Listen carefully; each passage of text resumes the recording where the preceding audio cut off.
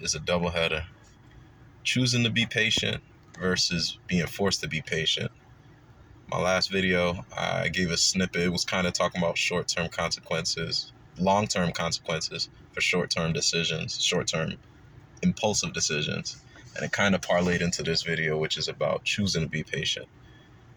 When you choose to be patient, it doesn't mean that you're not ambitious. It doesn't mean that you're being lazy. It doesn't mean that you're being passive. You're actually being very active, but you're just choosing to have a delayed gratification process for seeing the results that you desire seeing.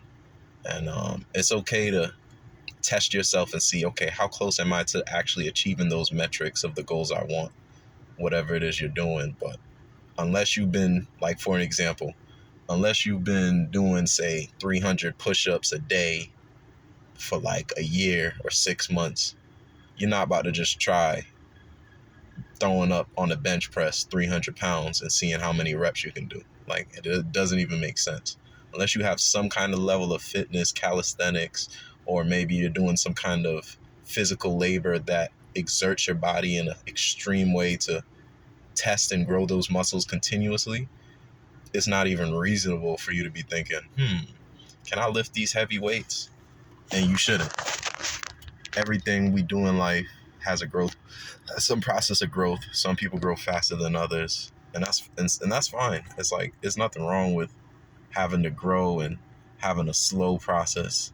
If anything, if you're willing to take it slow, oftentimes the results come faster is what I'm realizing, because you focus on doing the work to be where you want to be more than being hasty to get to where you want to get to.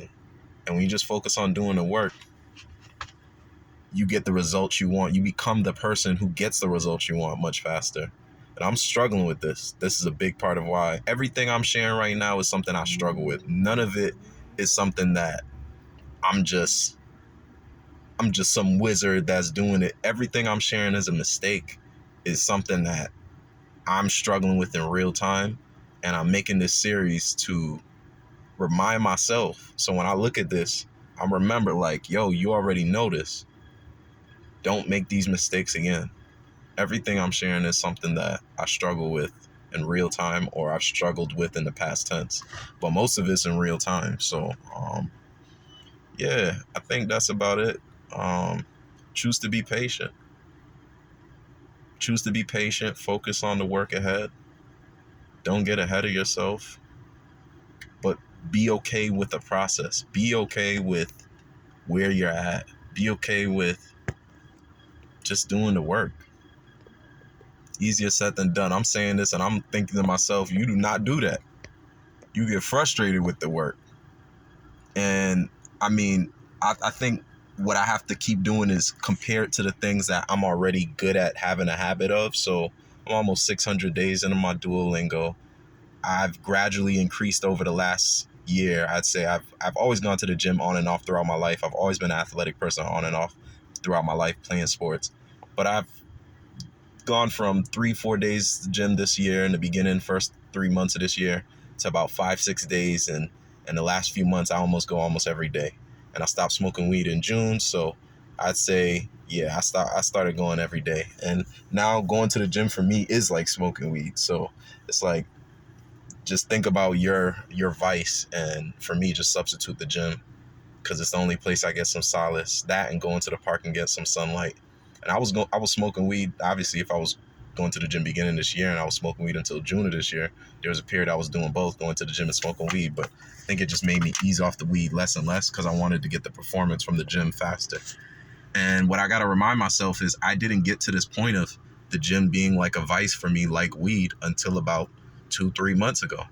So there's a process, there's a time. Everyone is different. You might know yourself better than me, but if you don't, then just be comfortable with the fact there's going to be a period that's going to be uncomfortable. And I got to use these examples for myself to remind myself, like, this is actually what my personal timeline looks like. 3 to 6, maybe even 9 months of a friction barrier that I just got to get through.